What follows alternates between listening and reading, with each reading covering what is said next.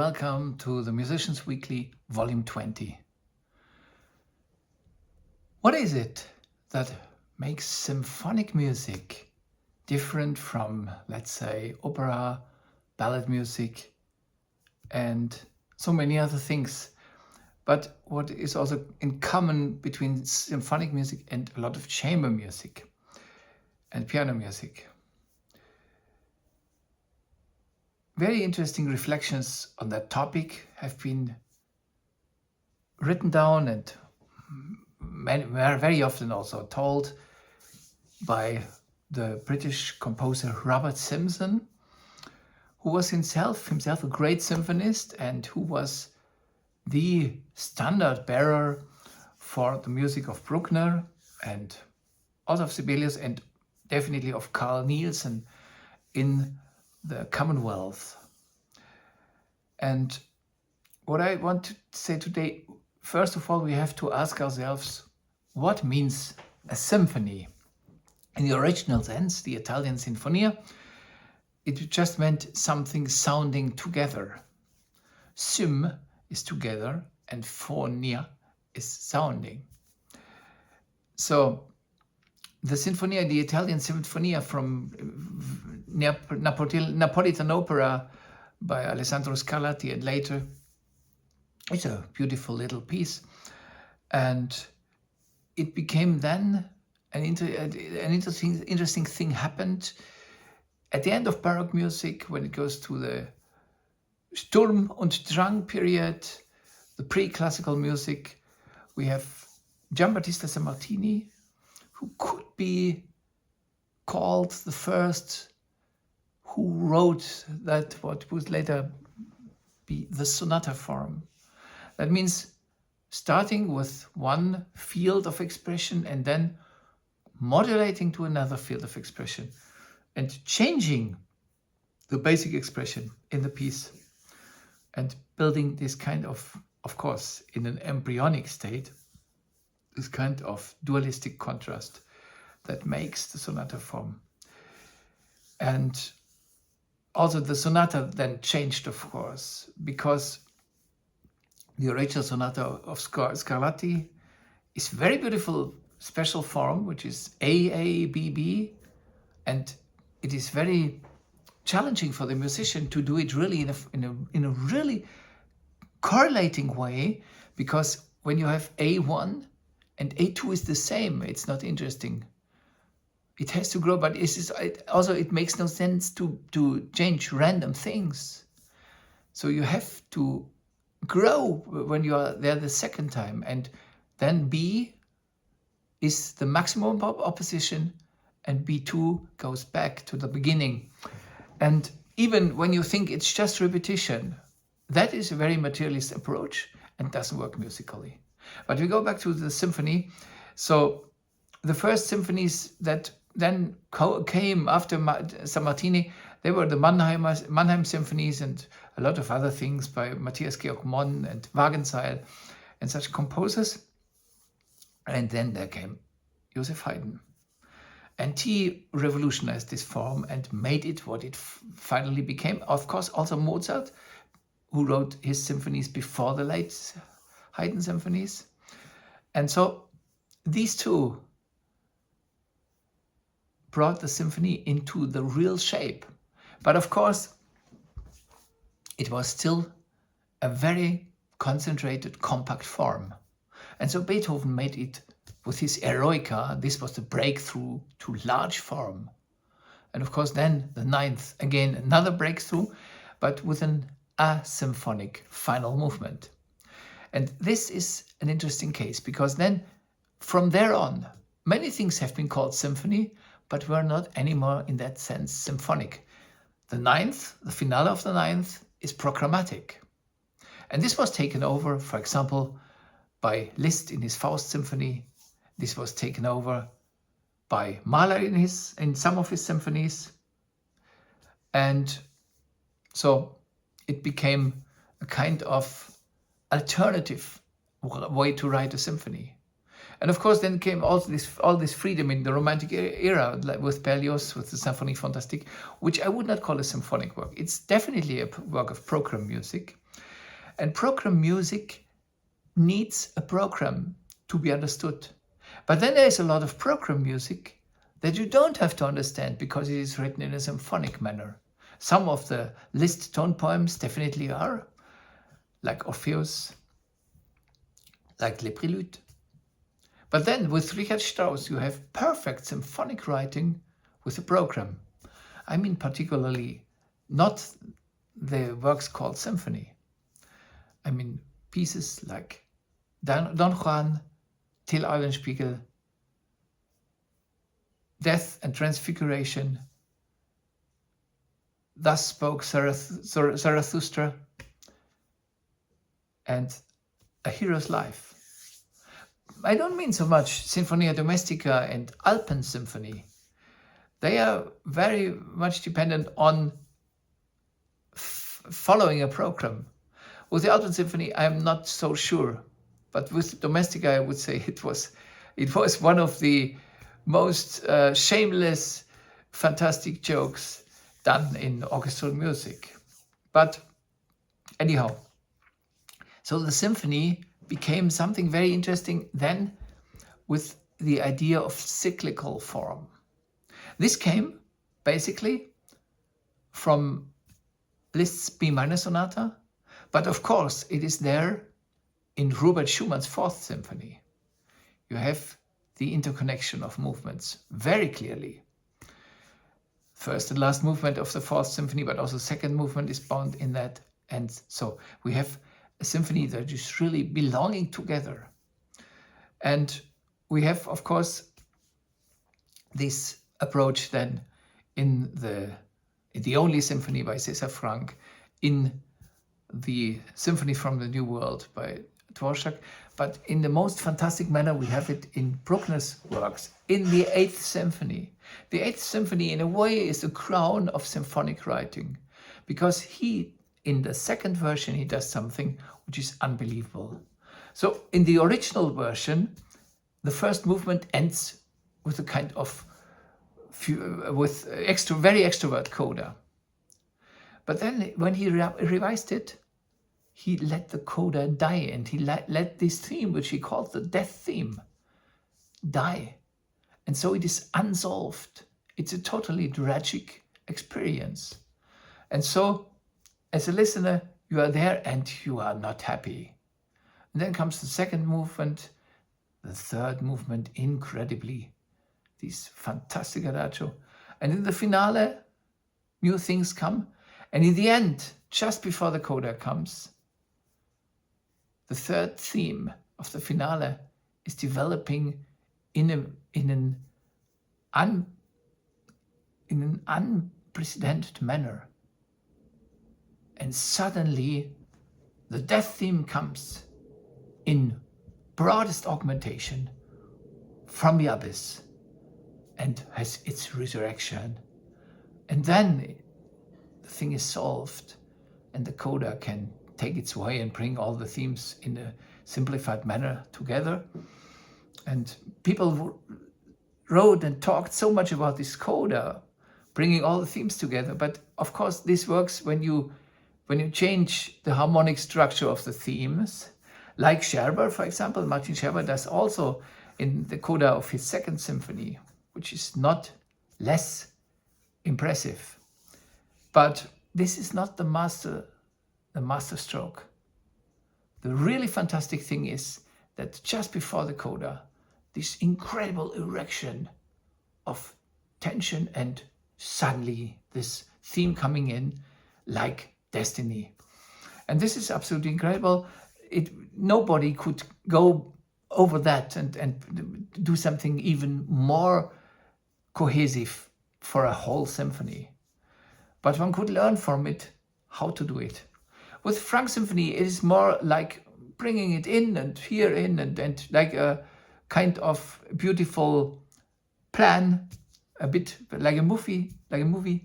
And with the Symphony by Dvorak, it is even a bit unorganic. So Dvorak in his Seventh Symphony is much more coherent than in his Ninth. But the ninth, anyhow, has such fantastic themes and is such an incredible communicative piece. So I wouldn't say it's a weaker piece than the seventh, but it is not as correlated as the seventh, even with this cyclical idea. Because the cyclical idea makes it a bit artificial how it is put together and a bit accidental in its effect on us. But then comes time for the symphony when this first wave of modernism came. Many people were fed up with the large forms, with the luxurious large orchestra of the Wilhelmine era and these things. And so the tendency was to write for shorter, for smaller forces, shorter pieces. And so Darius Milhaud, for example, came with these very short 5 symphonies printed by Universal Edition in Vienna, which are a joking on the symphony. It's just to show everything can be called symphony. Later on, he wrote then 12 real symphonies. So Milhaud also became a real symphonist, even if you could say maybe that this is not his strongest side. But they are very interesting, all these symphonies, but they demand a lot of work. And so in the 20th century, the symphony became incredibly interesting, and also just at the point when so many people declared it dead. So all these people like Pierre Boulez and Stockhausen and Nono, all these people thought that this time is over and it will never come again. But at the time when they did this brutal revolution, symphonists were writing everywhere. And some really many fantastic symphonies, almost in every country. And I want just to mention a few. So of course there is Dmitri Shostakovich, but before Jean Sibelius, and he became more and more influential and famous, particularly in the Anglo-Saxon world, but also in the Nordic countries, of course. And then there is Shostakovich, who was refused by Western opinionists, but nothing could stop this music. And it became, in a way, the most authentic expression of the feelings of this time for many people. And so now, apart from Mahler, apart from the few late Mahler symphonies, Shostakovich is the most played symphonist of the 20th century. But of course we have then Prokofiev symphonies and Khachaturian symphonies. We have a lot of English and American symphonies, some of them very fine. I just mentioned the Second Symphony by Bernard Stevens, for example. Of course, the Simpson symphonies, 11 symphonies, are worth listening to them. They are not so communicative, so you need really to study them a bit like a scientist.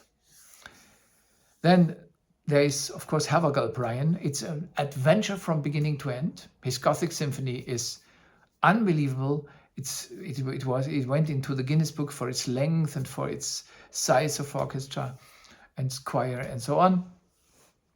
And it's now a real legend, an iconic work. But after this, he wrote 31 more symphonies, most of them when he was more than 70 years old, because Robert Simpson had encouraged him in his position at the BBC to write more symphonies, promising him that all of them will be performed. So Brian took it. And because he became 96 years old, and I think he wrote until he was 92, so he could produce still a lot. Of course, many of them are very short, but all of them are interesting. Not all of them might be of the same quality, but one really has to invest. And Malcolm McDonald was the person who looked into all these symphonies in depth and found jewels in each of them. But then a great symphonist from the UK is Arnold Bax. And Bax is, first of all, a phenomenal orchestrator and a real fantastic in the original sense of the word, fantastic composer. So the music has something fantastic and fantasizing in the most incredible manner, almost like an improvisation. So structure is not so much in the foreground in this music, but one can feel harmonic direction always. So one can orientate in that music. It is not easy to perform, and most of the time it has not been done too well, and it needs also a lot of rehearsal time to do it really in the best way. And I can only say that we have to do more Bachs, particularly outside of the UK. So whenever will be a Bach symphony played in Germany or in France, or of course not in France and not in Italy and so on. So the third symphony by Bach is maybe the ideal introduction into his music. But finally, all the symphonies are really phenomenal. The seventh, the last movement, maybe is a bit difficult to bring together, that it has a coherent form. But this goes for many final movements of the symphonies. So is this a problem in Beethoven's third, fifth, and ninth? It's a problem in Mendelssohn's Scottish Symphony. It's a problem also in Sibelius' First Symphony and in some of the earlier Bruckner symphonies. So it can always be a problem because, of course, the idea was to have a finale that is crowning the whole thing. But who can do that? And so who are really great symphonists in the 20th century that we have forgotten or maybe never discovered? So, of course, we can mention of all these countries from the generation of Shostakovich and around that generation a lot of composers, like Edward Tubin from Estonia, who is a fantastic symphonist. Particularly, I would say maybe the climax, his Eighth Symphony, which is like a sphinx of a symphony. So we have in all the countries lots of symphonists. Among the US composers, I want to mention definitely Peter Menin. He is for me the greatest US symphonist, but there are also many others. From Italy, it's a bit different. So we have these Casella symphonies. The second is like an homage to Mahler. It's really overwhelming. The first, of course, is a fantastic piece of a young man, and the third has a more kind of neoclassicist approach in the true sense. So that means the passions are all so totally under control, and he has he presents this piece like an example of how one should write a symphony today. Respighi wrote an early symphony, Sinfonia Drammatica. It's also a bit, one could say, Mahlerian, even if I think it was more influenced by Russian music. He studied with Rimsky-Korsakov. Then we have Pizzetti. He wrote one symphony, which is beautiful, like all his music, a bit pastoral. We have Alfano with two symphonies, very dramatic, even a bit veristic. And we have Malipiero. He was the symphonist there. He's very strange. So the music is somewhere in a parallel world. And he doesn't care for normal laws of orchestration, of good sound. So he would just write in a very idiosyncratic manner. And the later it gets, the stronger the music is, because it is totally individual. But I particularly prefer also his Fourth Symphony, In Memoriam Natalie Kusevitsky. Then we have Ghedini. It's a real pity, because for me he was the greatest Italian composer of the 20th century, Giorgio Federico Ghedini. But there is only a fragmentary symphony which was released after his death with some additions. And so we cannot speak about a symphonist here. His Partita, which is from end of the 1920s, is very symphonic and is with an incredibly beautiful end. There's a Cantelli recording one can listen to, a really phenomenal piece. So then symphony in Italy, not so much in the focus, for example. So we could then speak about French symphonies. There are fantastic things like Roussel, like Maillard, like Florent Schmitt, one symphony by Dukas, and no symphonies by Debussy and Ravel. But that's not true, because La Mer by Debussy is a symphony. He only didn't call it that. We can say the same about Bartók's Concert for Orchestra. He could have also called it a symphony. And when Kodály in the end wrote a symphony, it's not so symphonic, but there was another Hungarian symphonist who was the greatest symphonist in this country. He's totally underestimated, Laszlo Leiter, and his 9 symphonies are among the world's greatest treasures in the symphonic field. So definitely something to listen to, and all these symphonies are really very strong. I would say there is not one of them that is not really written in a symphonic manner. And he writes in a very virtuosic way. He's very demanding for the musicians, but it's very musical, everything. And it's really worth listening to and studying the music and also performing it. Because also this music, like Bach's outside of UK and even in UK, Leiter's symphonies are not played.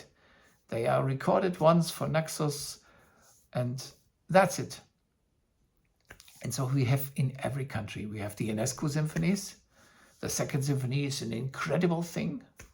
The 3rd symphony with choir is also very fascinating. We have, of course, in Bohemia, we have the Kalabis symphonies. And that's also very precious music, totally unknown, and of course never played outside of Czechia. So we have everything. Everywhere we have a lot of symphonies. In the north, of course, many, many. And I would like to mention at the end some of the later symphonies born in the 1940s, who I find very fascinating and really profound and substantial. First of all, there is Anders Eliasson from Sweden. He wrote 4 symphonies. Johann Sturgos asked him for a 5th, but it was too late. He was very ill at the time. But he also wrote a chamber symphony and for strings and wind quintet, and a string symphony. So these are as symphonic as the symphonies. But he didn't write a 2nd symphony. So he didn't write 4 symphonies. He wrote 3 symphonies and counted 4. And for the 2nd symphony, there are only sketches. The 1st symphony is very difficult to play, but it is an extremely brilliant piece. The 4th symphony is an absolute masterwork in one movement. The 3rd symphony is a kind of concertante symphony with alto saxophone solo in very high register. It was written for John Edward Kelly, for the most brilliant and most musical saxophonist we ever heard. And it's a masterwork, an incredible masterwork. This movement called Fruit is one of the most phenomenal pieces, and also the following Lugubre, this turning point in the piece, is one of the most incredible things written in the 2nd half of the 20th century. And then there is Per-Henrik Nordgren. He was born on Åland. He was Finnish. He studied with Jonas Kokkonen privately, and he became the great magician of Finnish symphony. Many people would mention Rautavaara in that position, who for me was the great painter in Finnish symphony. But Nordgren was really a magician. And you have to listen to his 3rd symphony, which is a kind of, how to say, a kind of monumental self-portrait, but not in the way describing his personality, describing his inner world and his living biography, but beyond any program. And this 3rd symphony by Nordgren, it's an apotheosis of the unhealthy world. It's a phenomenal piece. It's crushing in an incredible way. And it has these interludes for piano solo. So it is one of the most original works written in its time. And then there's, of course, Finnish symphonist Kalevi Aho, who wrote 17 symphonies. And he is still writing. I heard that he doesn't want to write a further symphony. He is also a fantastic opera composer. He's the master of capriciousness, of surprise, of always renewing himself in an unforeseeable way. And so then just recently died Halvor Haug from Norway. He was a master symphonist. He had studied with Robert Simpson for some time, and he very much loved the music of his fellow countryman Johan Kvandal, and his symphonies are really very coherent works of an incredible dark inner poetry and formed in a very clear way and always totally imaginative, all in a phenomenal orchestration. Also phenomenal orchestrator and very beautiful music, very warm from its character, but also these fantastic dark colors, post-Sibelian, is Ragnar Söderlind, also from Norway. And then we have Danish composer Per Nørgaard, born in 1932 and also recently died. Some people consider him the greatest symphonist of the 20th century. I would not give such a title. And also he wrote some symphonies in the 21st century.